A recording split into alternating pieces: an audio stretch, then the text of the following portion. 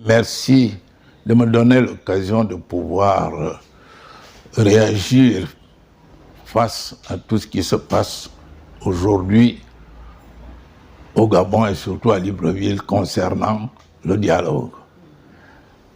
Moi, je voudrais d'abord m'interroger. Le dialogue laisse croire qu'il y a deux camps qui s'affrontent ou qui recherchent un point commun, qui recherchent une solution. Mais quand on parle du dialogue au Gabon, c'est qui face à qui.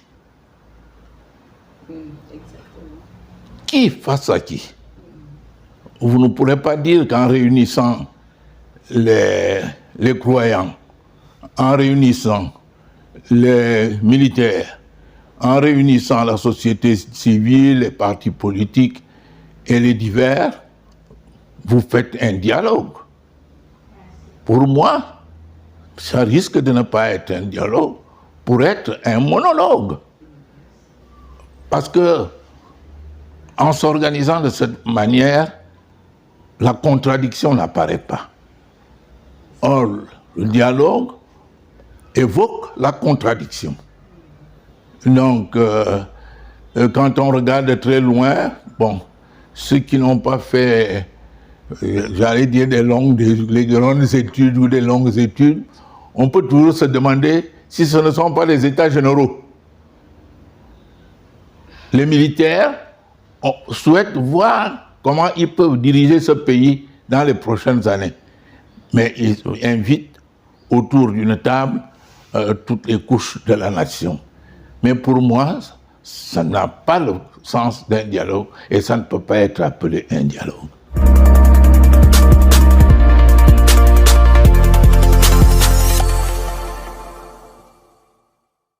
C'est une imposture.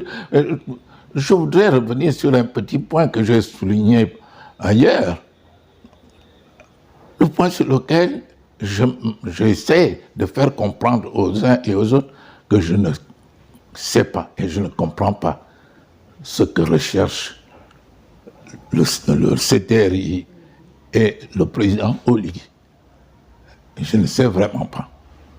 Parce qu'on va un beau matin vous dire qu'on prépare un dialogue, et on prépare un dialogue, on essaie, je risque d'utiliser un mauvais terme, mais de ramasser tout le monde pour que vers la fin, on laisse peut-être passer les différentes dispositions qui auraient été préparées d'avance, madame.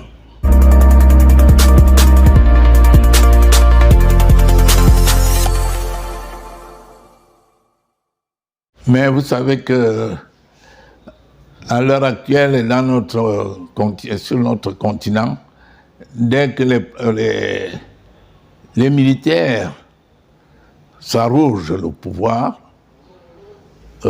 ils donnent toujours l'impression d'avoir raison et de donner l'impression d'un nouveau souffle. Bon, évidemment, il y a une grande différence entre ce que nous appelons le coup d'État du Gabon, le coup d'État du Burkina Faso, le coup d'État du Mali et, dirions-nous, le coup d'État du Niger. Le coup d'État que les Gabonais ont salué ne visait pas les objectifs des autres coups d'État d'Afrique de l'Ouest, puisque le président Oligui, dès le premier jour et lors de la prestation de serment, a déclaré qu'il respecterait tous les accords internationaux.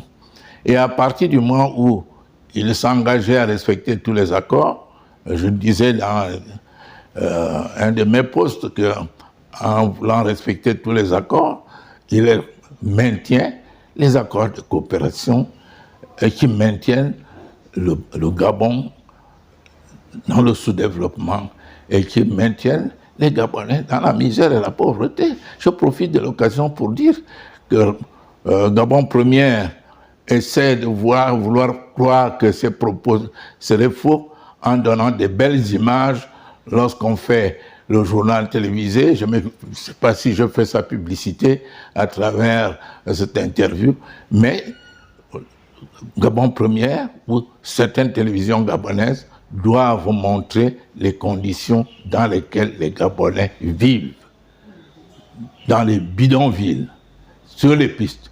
Il faut que le monde sache que nous vivons dans la misère et la pauvreté.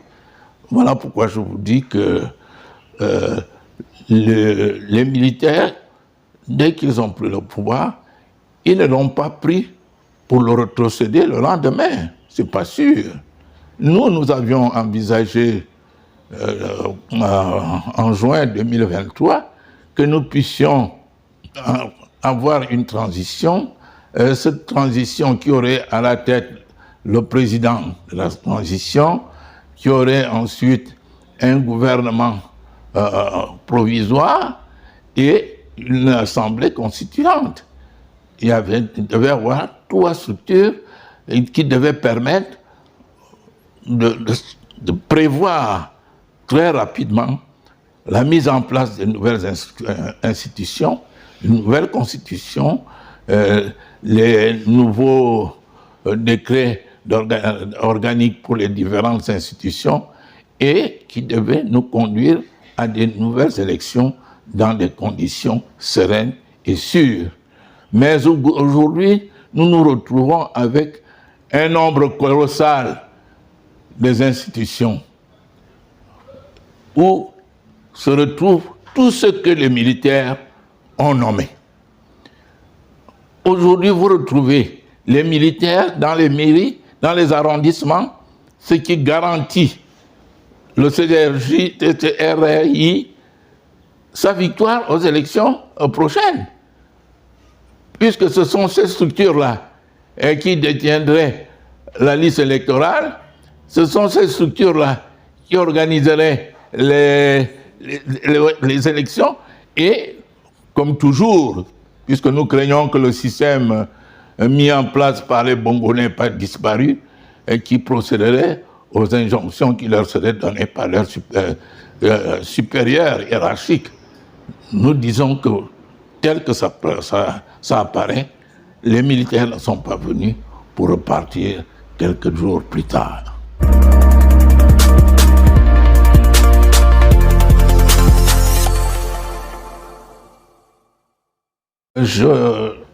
C'est un dossier qui revient assez régulièrement dans les différents échanges que nous avons avec la presse. Et nous aurions pensé et souhaité d'ailleurs que cette commission soit mise en place avant le fameux dialogue dont on nous parle. C'est cette vérité qui devait nous amener à rapprocher les Gabonais, à apaiser le cœur des familles gabonaises. Mais en dehors des victimes de 1993, 2009, 2016, mais enfin, nous attendons que le CTRI nous dise qui a dirigé le Gabon de 2018 à 2023. Pourquoi Sylvia Bongo s'est accaparée des attributs des chefs d'État? Mais on veut faire passer ça comme si ce n'était pas une situation grave. Nous voulons savoir pourquoi Dame Morancho, président de la Cour suprême, sans que les textes ne lui donnent ses prérogatives, s'est permis de modifier la constitution de ce pays. Il y a un ensemble de problèmes qui existent qu'on aurait dû élaguer avant d'appeler les gens à ce fameux dialogue qui ne l'est pas pour moi. Pour moi, ce n'est pas un dialogue. Pour moi, c'est un monologue où on veut essayer de manipuler les gens, on veut les conditionner pour qu'ils acceptent tout ce qui leur serait proposé à la fin.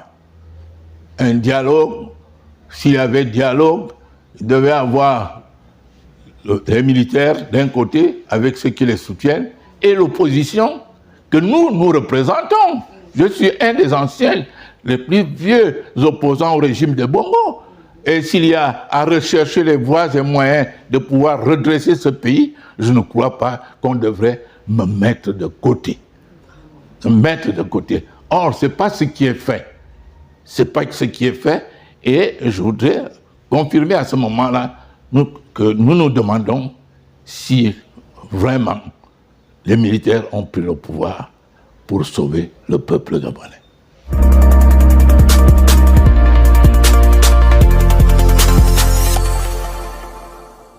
Le problème de fond qui m'amène, comme je l'ai dit à plusieurs reprises, à être opposant depuis plusieurs années.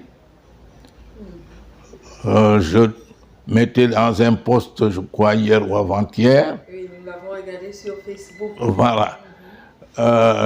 Je suis arrivé à Paris pour la première fois le 22 juillet 1962. J'étais lauréat du concours organisé par les compagnies aériennes françaises. Et je m'excuse d'y revenir. C'est mon père qui m'avait dit un an avant que je me rendrais en France, sans me préciser comment. Mais enfin, ce concours est venu et m'a donné l'occasion d'aller en France. Et quand je suis arrivé à Orly, je vous le dis, j'ai eu un choc qui m'a fait comprendre que les Français ou les Européens n'aimaient pas les Africains. Parce que leur pays ne pouvait pas atteindre ce niveau de développement en nous laissant dans les conditions de sous-développement dans lesquelles se trouve l'Afrique. C'est à partir de ce jour-là que je suis devenu opposant. Je ne suis pas devenu opposant opportuniste. Je ne suis pas venu opposant qui cherche à gagner de l'argent. Je suis devenu opposant pour chercher les voies et moyens pour que mon pays, le Gabon, puisse se développer, aller vers les niveaux des pays occidentaux et pour que les Gabonais soient heureux sur leur propre terre. C'est le combat que moi, j'ai mené jusque-là. Et madame, nous nous demandons si la plupart de ceux qui ont eu à diriger ce pays l'aiment pour vouloir son indépendance, l'aiment pour que les Gabonais soient libres et heureux dans leur pays. Nous prendrons le cas, sans nous gêner, de Omar Bongo, après que la France ait réprimé les militaires au coup d'État 64. On a amené Omar Bongo, mais après plusieurs années, nous nous apercevons que Omar Bongo n'était pas gabonais d'origine. Omar Bongo n'était pas gabonais, il était centrafricain d'origine. Et vous voyez avec quel empressement il traitait les problèmes de Centrafrique. Vous avez suivi certaines vidéos où certains Centrafricains racontent comment on avait envoyé un Gabonais distribuer de l'argent à certains candidats aux élections présidentielles en Centrafrique. Donc ces origines réelles étaient centrafricaines, que vous le vouliez ou pas. Que vous le vouliez ou pas. Et la France a toujours usé d'un système, donner des noms d'emprunt à ceux à qui il remettait le pouvoir. On donne un nom d'emprunt à Ali Bongo. Mais tout le monde savait qu'Ali Bongo, en arrivant ici, s'appelait Obi Geoffrey. Tout le monde le savait. Hein? Qu'il s'appelait Obi Geoffrey. Mais on va lui donner le nom d'Ali Bongo essentiellement parce que la France, avec les Kouchner et les autres, hein, tenait absolument à ce qu'ils prennent le pouvoir pour entraîner le Gabon dans les catacombes comme nous le constatons aujourd'hui. Et je dirais également à certains amis gabonais qui le connaissaient suffisamment, je me demande comment ils se sont tus en 2009, alors que quelques années auparavant, ils nous disaient que Ali Bongo ne présentait pas les garanties suffisantes d'un homme qui pouvait diriger un État et que cet État puisse amener la prospérité et le bonheur du peuple. Mais c'est après 14 ans que les militaires s'aperçoivent de cela pour qu'ils puissent dire qu'il est incapable et inapte. D'ailleurs, les militaires doivent aussi nous dire, nous expliquer. Nous avons appris qu'en 2018, Ali Bongo serait mort en Arabie Saoudite. Où est la vérité? Mais il ne faut pas non plus que les militaires soient venus, aient pris le pouvoir pour cacher l'ensemble de ces phénomènes, pour couvrir l'ensemble de ces actes. À ce moment-là, comment pourraient-ils dire qu'ils aiment le peuple gabonais? C'est la question qu'on peut s'interroger. Il y a le problème de l'immigration flagrante. À un niveau donné, ce sont les étrangers qui étaient au poste de responsabilité des différentes institutions, des différentes directions générales qui avaient souvent des milliards à gérer. Mais on ne nous en parle pas. Et voilà pourquoi je dis, je ne sais pas là où on va, madame. Je ne sais pas là où on va. Il faudrait que, c'est pas parce que les militaires ont des armes que nous n'avons pas le droit de regard sur la gestion et l'orientation de notre pays. Non. Je disais à un jeune qui me disait, vous n'avez pas peur de fusil, mais enfin, nous sommes en guerre contre qui? Nous sommes des citoyens et nous devons rester responsables de ce qui se passe sur notre propre territoire. Et si ça ne veut pas, nous devons le crier et le faire connaître.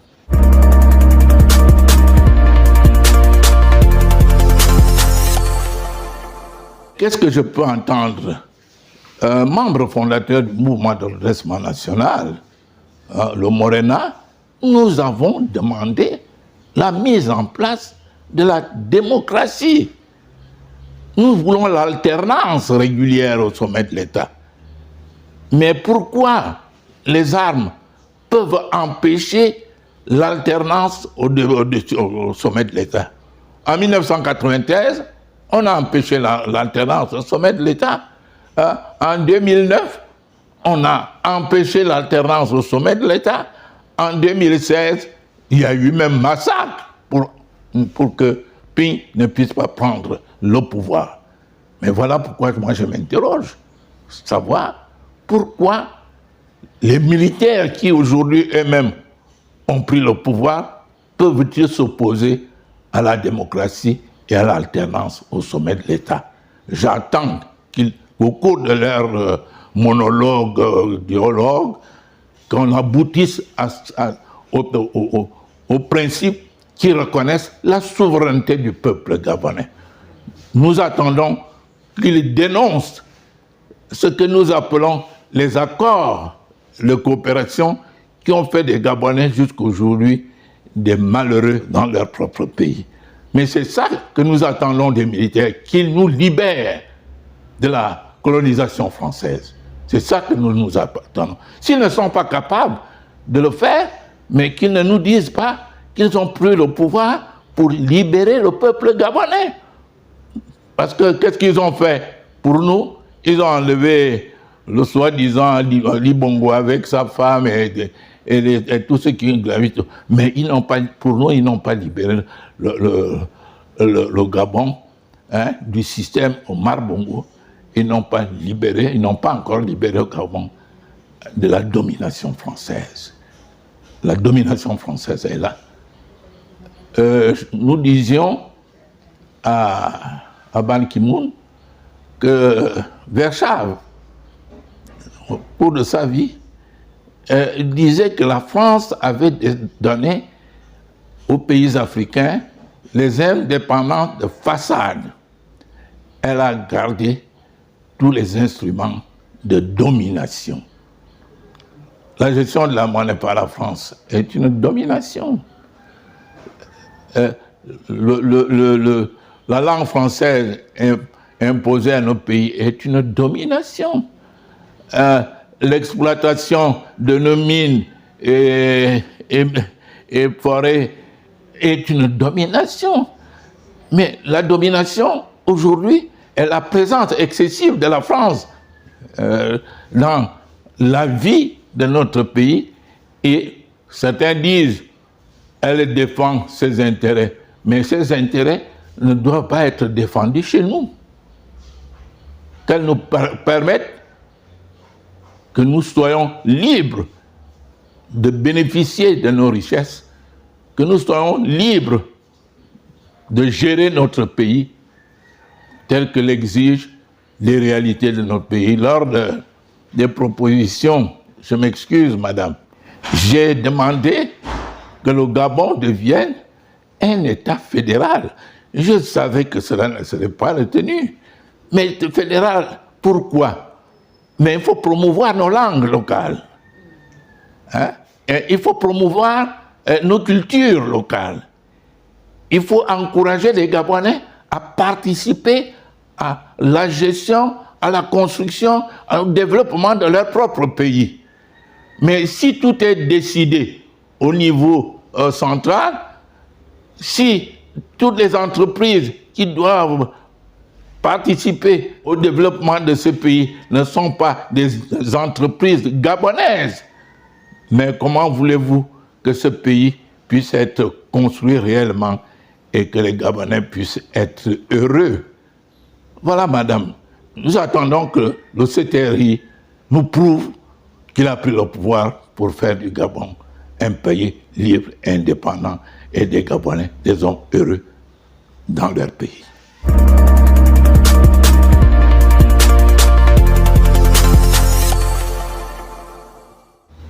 Mais tel que c'est parti, je crois que ce soit le cas, tel que c'est parti. Puisque pour moi, déjà, ce n'est pas un dialogue. Vous comprenez? Pour moi, ce n'est pas un dialogue. Pour moi, c'est un dialogue, un monologue. Où, comme je l'ai dit tout à l'heure, les États généraux, où le pouvoir a besoin de tirer les verres du nez tous les renseignements qui peuvent lui être utiles pour bâtir ces objectifs. Parce que ce sont des objectifs, pour bâtir les objectifs. Mais j'ai peur, comme cela apparaît à chaque fois. Je disais tout récemment que le défunt Oyono était venu un jour nous dire non, moi aussi je rentre rapidement à la maison pour suivre le communiqué final du Conseil des ministres, parce que ce que dit le Conseil ne correspond pas à ce que nous nous sommes dit. Voilà. Et qu'est-ce que se passait-il? Il y avait un Français à la présidence de la République qui préparait le conseil, le communiqué final, et dès que le communiqué final était prêt, ben, on convoquait les ministres. Et les ministres se retrouvaient sans aborder l'ensemble des faits contenus dans le communiqué et se retrouvaient chez eux. Donc, les membres du gouvernement se faisaient endosser les décisions auxquelles ils n'auraient pas participé. Et j'ai bien peur qu'à la fin de leur monologue, dialogue, hein, nous arrivions à ce genre de conclusion. Nous ne sommes pas contre les individus, mais nous voulons le développement et le bonheur du peuple gabonais.